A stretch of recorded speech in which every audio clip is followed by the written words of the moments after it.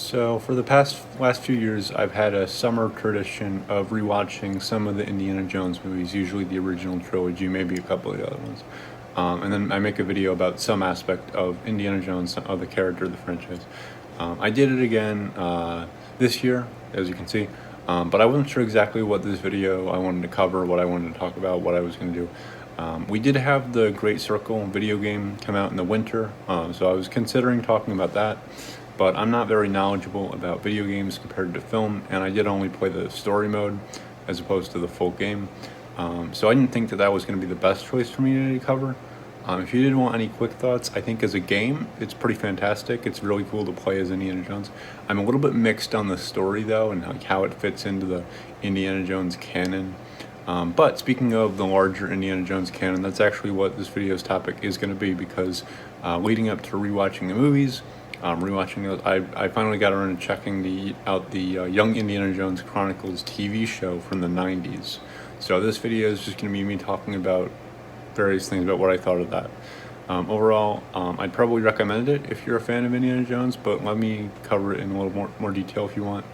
This is going to be kind of rough video, less scripted. I just made some very quick, simple notes of what I wanted to mention, and then I'll just talk about it following from those notes. But yeah, let's get into it.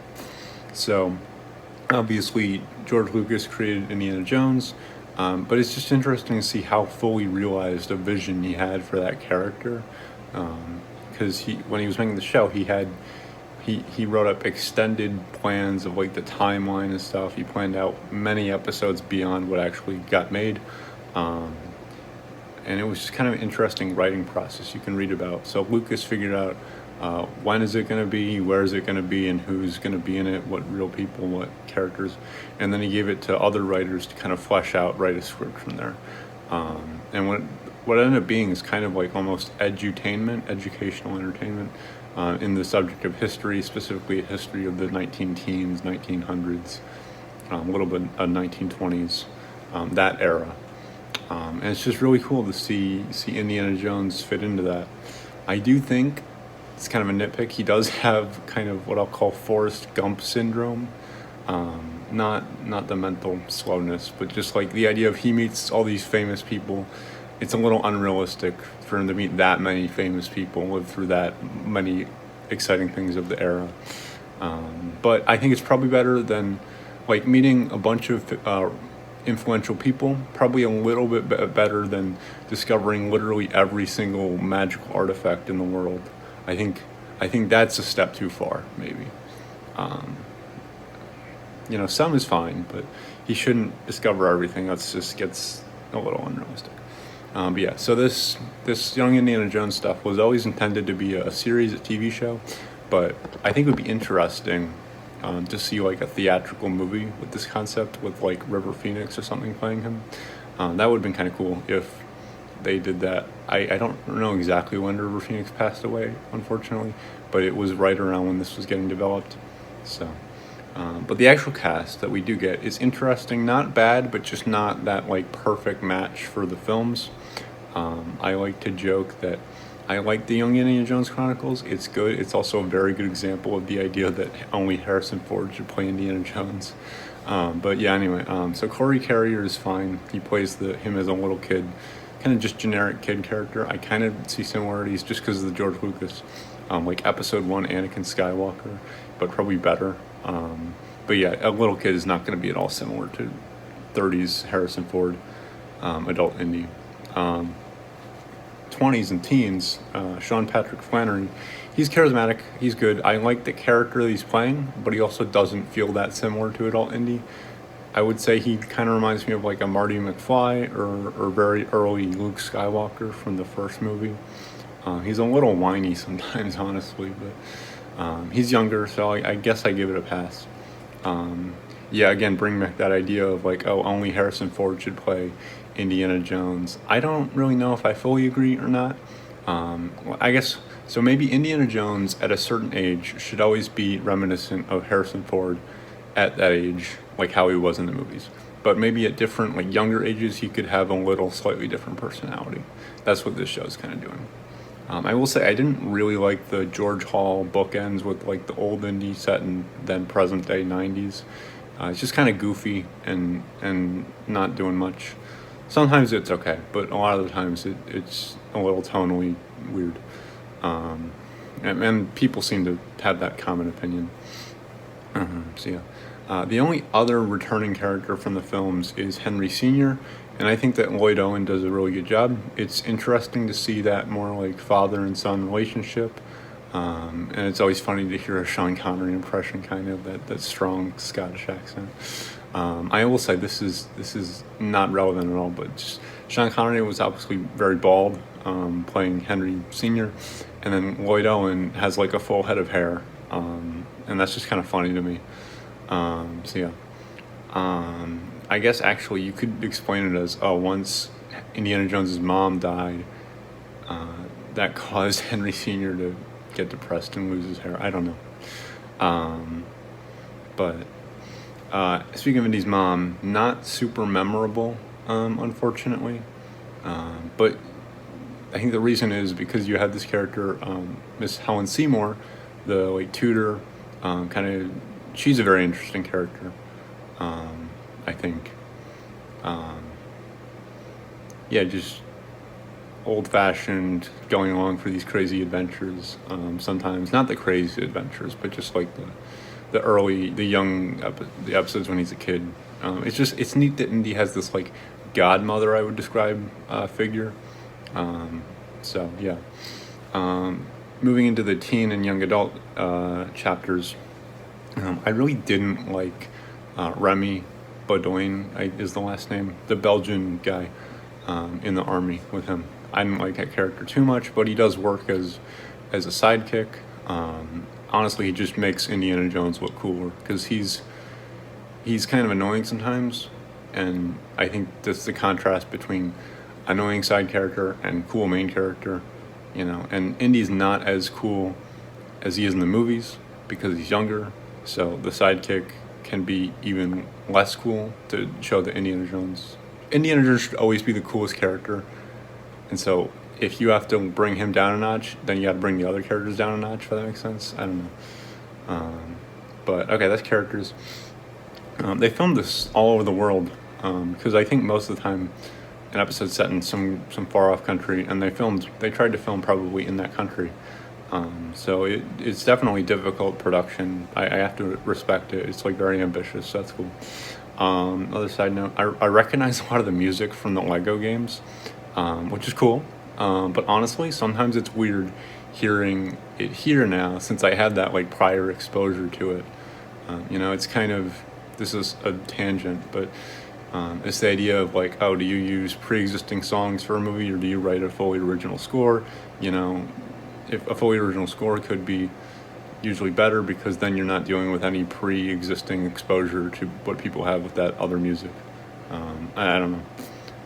Okay, but so before I go into, I'll give brief thoughts on each individual episode or a lot of the individual episodes, but there's kind of a debate that exists with this show of like, which version of the episodes do you watch and then what order do you watch them.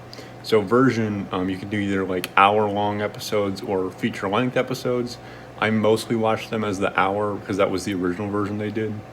A few of the episodes just are feature-length anyway. And honestly, with some of those, you can kind of tell where the split is because they did plan out a lot of them to be splittable or together as a feature-length one. And some of them just work better one way versus the other. So that's interesting. And then watch order, what I did is I roughly started doing it with like the release order. That's usually my preference, as opposed to chronological. But by the end, I did shift to the chronological because that's really just because some of the ones that I was really looking forward to watch, I wanted to like save for the end, and that just happened to work out that they were set later in the timeline. I did try to alternate the episodes where he's a really little kid versus the episodes where he's a young adult. There's like way more episodes where he's a young adult. There's really only like 10 episodes when he's a little kid. So the balance is a little off there, but yeah. And honestly, the worrying about release order versus chronological order doesn't really necessarily matter because George Lucas kind of planned everything well in advance. So when I say release order, it's so that you can experience one thing before experiencing the thing that was developed after the one thing. But they kind of developed it all at the same time. So it's less important here. But yeah, okay. So here are some of the episodes that I want to actually talk about. So the one called "Curse of the Jackal" I think is a pretty darn good pilot episode. It introduces both little kid Indy and teenage Indy, and then it establishes the world lecture tour that his dad is going on as like a framing device for all of the kid adventures. And then he eventually meets Remy as a framing for the teenage young adult adventures. You do have the artifact as the through line to connect both parts of the episode. Ancient Egypt, or just like Egypt in general, is pretty cool. I don't remember Mexico, the half in Mexico as well, unfortunately. But that was probably fine. And yeah, okay, so London. This one was memorable. I like that Indy learns about the suffrage movement here.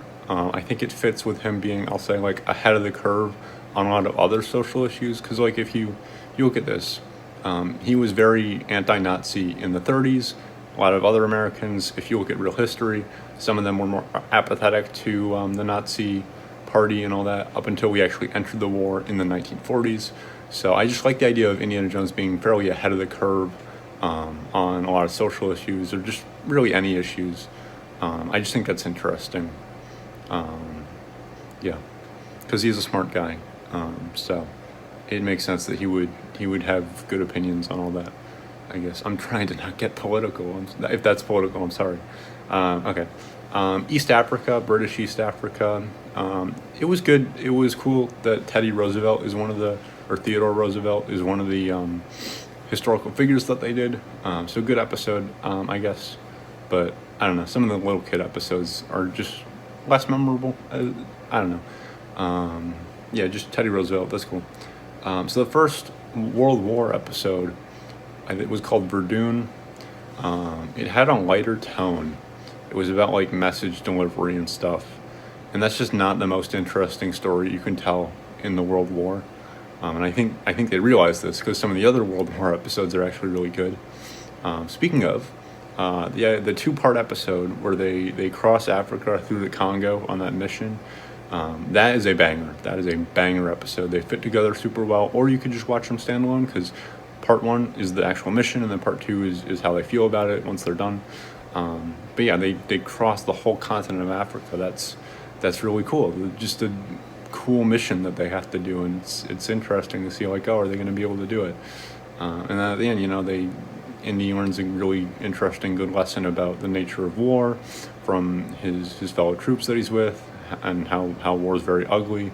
And then he meets Albert Schweitzer, and he was a smart guy, another real historical figure. So interesting stuff to learn from him. So yeah, really cool couple episodes there.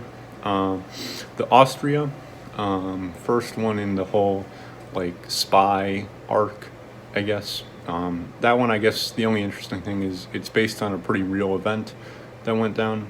So I think that's kind of interesting. I read a little bit more about that, and I wouldn't have known about it if I didn't watch the episode. So okay, the other 2-parter, the Somme and then the German prison, another banger episode pair, especially the second part. You got the whole prison escape. That's very cool. Yeah. Okay. Barcelona is another episode when he's, instead of a regular soldier, he became a spy. This episode is goofy, man. This episode's so whack. I don't even want to say anything, but I will say, I'm going to try and tease you, because I'm not going to say exactly what happens in this episode. I will say, a lot of people are like, oh, blowing up the refrigerator with a nuclear weapon, that's the biggest jump the shark moment in Indiana Jones. That's the goofiest stuff you can ever imagine. No, watch this episode. It has a moment that is ridiculous. It's kind of funny. I don't really dislike it. It's just genuinely extremely ridiculous. But yeah. But, all right. Princeton. So this one's weird. It's fun. It's a mystery. And it was kind of influenced by a real writer that existed at the time. He wrote a lot of teen fiction. Like, I don't know exactly what, but like Nancy Drew, Hardy Boys, that type of stuff. And he's a character in this episode, and then they made up a character, this real person's daughter who's fictional, and then that daughter is Indy's girlfriend in this episode. What are you doing, George? That's crazy. like I get what you're doing here. It's a little weird. Like, you have a real character and then giving him a fictional daughter for your OC to your Indiana Jones to date. That's fun. She was actually one of the more memorable love interests, but there's like 100 in the show. There's a new girl every episode because Indy's just that charismatic, you know. But yeah, this episode is memorable. Yeah, just like I watched it and it was like, oh, that's cool. It's a little mystery, and I read up about like what went into developing it, and it's like, okay, what are you thinking, George? That's kind of interesting. But yeah, just yeah, like how do you even come up with that? Again, it's not a bad episode. It's just I don't know. Petrograd, Russia. That was a very interesting one to see, like the very early stages of the Russian Revolution and communism and stuff. I think you actually see a brief cameo from Lenin. And again, this shows the dark side of it. You know, people get hurt, people get injured, and all that. And Indiana Jones is there. This one actually is one of the better bookends, I'll just say. One of the bookends that actually feels like it belongs there. But yeah. The tone of this show is kind of all over the place. Some of the episodes are interesting, goofy, lighthearted, and this one is like, here's the Russian Revolution, kids. Yeah. And then back to the goofy, not goofy, but back to something very different. Vienna. George Lucas, I guess, really wanted little kid Indy to meet Sigmund Freud and talk about stuff with Freudian stuff. Because I guess Indy falls in love with the princess when he's a really little kid. And it's interesting because if you actually look up who this princess was, her age does not line up with what the show is telling you. She's like multiple years younger than Indiana Jones. And this episode's presenting them as like around the same age or closer in age than they actually were. So that's just interesting. Again, with the romance, you got Northern Italy episode. It's romantic comedy, but it's kind of pits Indiana Jones and Ernest Hemingway, of all people, as like rivals for this one girl's affections. I had no idea that Ernest Hemingway was ever like a young man. I mean, his most famous book, if I have this right, is called The Old Man and the Sea. So I just don't think about him as a young guy ever. But I guess he was around that age then, and yeah. So I guess, and he's in a few other episodes, so it's just interesting to see, like, of all the historical figures to be, like, one of Indy's peers, they picked Ernest Hemingway. So yeah, you would not have expected that. You get to learn more about this real person in this fictional context. That's very interesting. Okay, back to the war. Phantom Train of Doom, the introduction to when he's in Africa, that was another really cool mission. It really was a feature-length story. Interesting side characters because, he's kind of the underdog here because he's a very fresh-faced soldier. He's underage. He's lying about his age to be a soldier. And he gets teamed up with a bunch of old people to do this train mission. And they say Phantom Train of Doom, and you're like, that's kind of a goofy title. That's a little full of itself. But no, it genuinely is a phantom train. It has the ability to hide itself and disappear, and that to figure out what the Germans are doing with this big train. So it just works really well, So yeah, good episode there. The episode in Ireland, I should care more about this because I have Irish ancestry on my dad's side. But yeah, it's more revolution, the Irish Republicans, they had got that going on. Interesting to learn about, but not like as memorable, I guess, unfortunately. Okay, so this show had 3 episodes set in Paris. I'm going to do those. I didn't watch them back to back to back, but I'll talk about them back to back to back. I just think it's very funny that they visited Paris so much. Okay, so 1908 is about art history. I think it's interesting. You get to meet both Pablo Picasso and also Norman Rockwell, who would have been like Indy's age, like a little kid at this time. But that's cool. I really actually am a fan of Norman Rockwell. My family owns a couple of Norman Rockwell-esque pictures that are, he did a lot of art about the scouting program. which again, connection to Indiana Jones is, I mean, watch the opening scene of Last Crusade. But just Norman Rockwell's cool, and I think it's very interesting to connect him to Indiana Jones there. So yeah, that was cool. And then Picasso's very different. There was another artist in there. So it's just interesting to learn about art history, I guess. 1916 in Paris, Indiana Jones literally gets groomed by this lady called Mata Hari. And okay, why did George want to make that episode? That's kind of weird, bro. Not my favorite episode, but honestly, the more I think about it, it's like, okay, we have this episode where Indy's love interest is dramatically age difference than him, and that's kind of interesting because, you know, Indy's main love interest across the whole timeline is Marion, and their age gap's a little fishy, actually. Like, I try not to think about it, and you can definitely explain it as being okay for the time. You can, because they don't actually say exactly what that was, and they don't actually start, you know, until later when they're both old enough.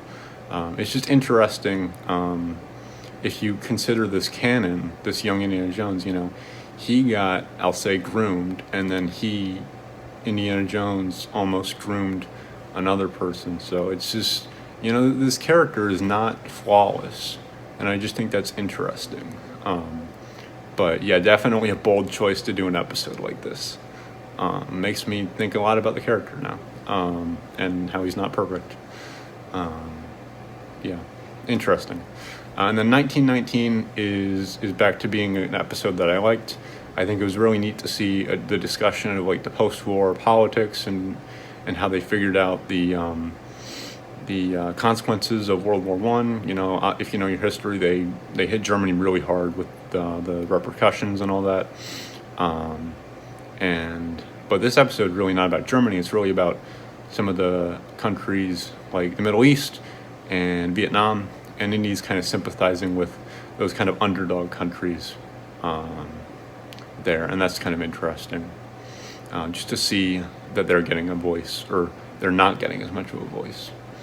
The episode in Istanbul was not very memorable, unfortunately. I literally have nothing to say about it. Episode in Florence, Indy's mom has this like romance plot with some composer or poet or something. I don't remember. It's whatever. Prague is like the Barcelona episode, but actually kind of good. It's just very funny, like spy hijinks. And if you know that's what you're getting, then you can really enjoy it.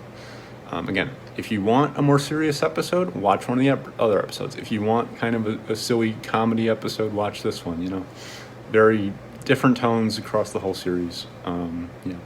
Palestine was a pretty cool mission to see him do. You know, fighting, and this was if you're like thinking about the timeline, he had already went from soldier to spy, and now he's kind of drawn back to being a more soldier, and he didn't like that, but it's a cool mission, you know. And this one is one of the episodes with T.E. Lawrence, Lawrence of Arabia, along with a couple others. I think Paris 1919, and then The Curse of the Jackal were the ones that he was in. And he's cool. He's a very important historical figure, and it's cool to see him as a character here. So that was a good episode, I think. Attack of the Hawkmen was a feature-length one, and it's just unique to see that kind of aerial side of the war, because that was very new for that time, you know, and it works fine as a feature-length. I can see where you would cut it into 2 episodes if you want, but yeah, I mean, this is the only episode that does anything with like the aerial, the fight in the air, and you do see the Red Baron, so it's just cool to tell an Indiana Jones story specifically about airplanes in war. Because Indiana Jones actually has a few scenes in the actual movies with airplanes. You know, he can't fly in Temple of Doom, and then he can fly but not land in Last Crusade. So it's just interesting, like, he's coming of age at the time when airplanes are becoming more and more prevalent. Okay, the episode in Transylvania I thought was really cool. If you're okay with there being a ghost story, if you don't want any supernatural elements in the young Indiana Jones, if you don't want him to, if you really worry about like, oh, he shouldn't know about anything magic until Raiders or Temple or of Doom or something, not until later, then you probably wouldn't like this episode. But if you want to count it, this is a cool ghost story. Indiana Jones fights a vampire. That's cool. That's just kind of cool, if you're okay with it. Okay, Benares in India. That was cool. See a discussion of religion. One of the lines in this is Benares, India is a place where all religions exist and get talked about and you learned about. So that's kind of cool. Peking, China, was pretty dramatic because Indy gets sick and he's going to die as a little kid. He's not going to die because, the franchise exists. But, it gets dramatic. And this is probably the best episode for Indy's mom because, mom worried about her sick kid. So good stuff. Okay. Travels with Father is one of the best episodes of the show. Because you got two really interesting places for a little kid Indy to travel. You got Russia with Michael Gough, who's actually an actor that I kind of like, seeing him show up in older stuff. He's Leo Tolstoy, who's interesting to learn about. And then Athens in Greece is really cool because you get the father and son actually spending time together, and they bond, and they discuss philosophy. If you have any interest in philosophy, there's a clip of this episode that you gotta watch, just that discussion of that. And then the bookend is really cool too because it's Indiana Jones coming back to his hometown after his adventures in the war and all that, and he finally sees his father again. And they reminisce and talk and stuff. And then I'm not going to spoil it. I'm going to try not to spoil it.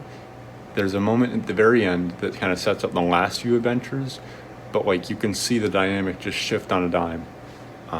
It's just so cool to see more of this relationship beyond what was in the Last Crusade movie. So yeah. Okay, another banger of the feature-length ones. I think some of these were feature-length episodes. Some of these were made later as TV movies. I don't remember which. But Treasure of the Peacock's Eye is the one that gets the most talked about. And I kind of get why. It's the most similar to the actual movies. It's an adventure to find an artifact. But honestly, it goes off in a completely different direction that you would expect. Because they start looking for it in one location, but they go to some completely different location, and you never would have expected it. And then I really like the themes of this one. They have a super interesting discussion at the end about purpose in life and what you need to do to get what you want out of life. And yeah, this one had got a lot of praise before, and I knew that. And I watched it and was like, yeah, no, they're right. This is the best episode of the show, maybe. One of the best, at least. Scandal of 1920 was pretty cool. It's early history of Broadway. That's pretty fun to learn about. The early days of musical theater, all that. The featured historical figure is a guy named George Gershwin. So that's cool. And then you have this subplot of Indy trying to balance 3 love interests, 3 girls. Even that's kind of enjoyable because they come from different aspects of life, and then they all intersect related to the theater industry and all that. So yeah, that's kind of fun. Good episode. Mystery of the Blues. This one, the only thing I knew about it is that in the beginning, the bookend actually has Harrison Ford in a little mini adventure, and that is literally peak. That's peak fiction. Super cool bookend adventure. Just so cool to see Harrison Ford as this character. And then even beyond that, it's a cool mystery story in Chicago, gangsters, all that, And then it ties into the bookend at the end pretty well. So yeah, this is one of the ones to look out for if you just want to watch one of them. I'd recommend watching the whole series, but if you have to pick and choose, a lot of these longer ones at the end are pretty good. And the last one is actually called The Hollywood Follies, which I watched as the last one, and I thought it worked because it's the latest in the timeline. I thought it actually worked really good as the finale because you have 2 adventures here, but they're both in Hollywood, film industry, all that. Early film industry, which is cool, less talked about, it's history. So Indy gets a job to kind of finish a production because the director, Eric von Stroheim, has a super big ego. That's pretty funny. He has to kind of figure that out, and he has no experience of the film industry. The second half is actually even better because he gets a job as a stuntman assistant for John Ford, And I'm not super familiar with John Ford, but I just know that he did a lot of westerns, and he's kind of Steven Spielberg's hero.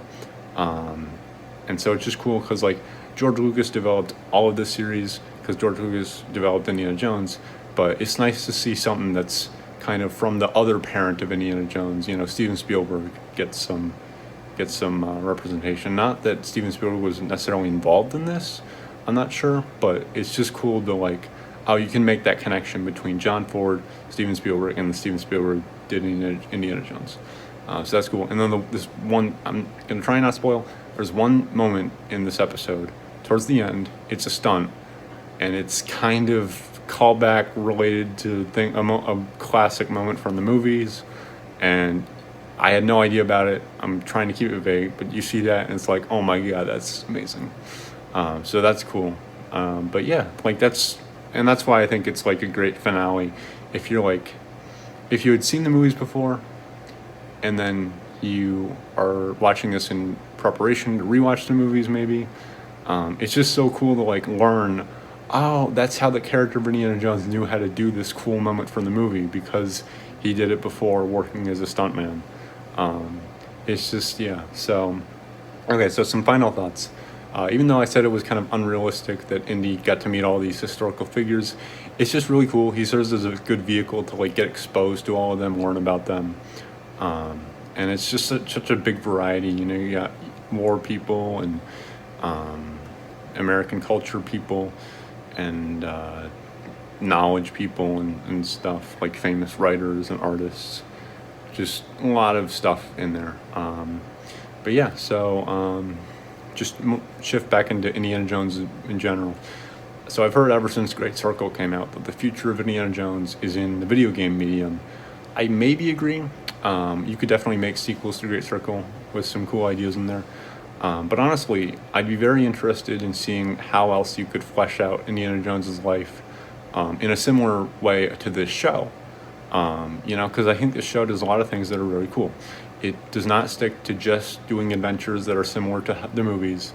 And it really shows that Indiana Jones is a character that can work in several different types of stories.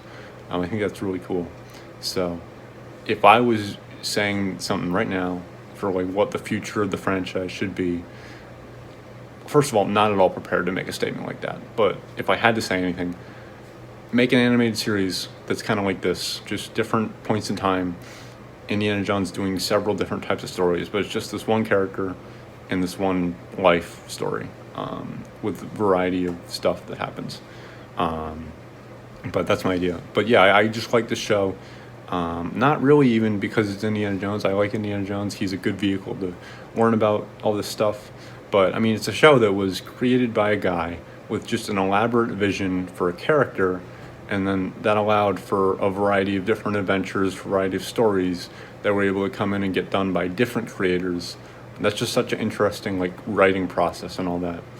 But yeah, this show does definitely still give me more appreciation for Indiana Jones, that character, his whole life. He's just such a fleshed out guy, and this show is a huge reason because of that. If you don't have to consider all of it canon. I probably don't think all of it like fits in, but it's just cool, so cool to see someone taking this character and just trying a bunch of different ideas with him to fill out that like life story of the guy.